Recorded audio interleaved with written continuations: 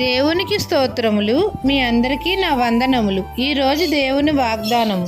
నీ కొట్లలోనూ నువ్వు చేయు ప్రయత్నములన్నిటిలోనూ నీకు దీవెన కలుగునట్లు యెహోవా ఆజ్ఞాపించును.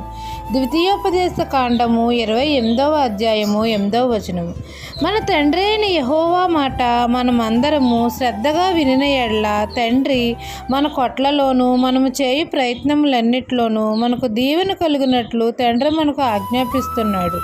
మన తండ్రి ఆజ్ఞలను విధులను మనమందరము అనుసరించి నడుచుకునే ఎడల మన దేవుడైన యెహోవా భూమి మీదనున్న సమస్త జనముల కంటే మనల్ని హెచ్చిస్తాడు. మన దేవుని మాట శ్రద్ధగా వినిన ఎడల దీవెనలన్నీ మన మీదకు వచ్చి మనకు ప్రాప్తిస్తాయి. మన మీద పడు మన శత్రువులను మన ఎదుట లేకుండా తండ్రి హతము చేస్తాడు. మన కొట్లలోనూ సమృద్ధిగా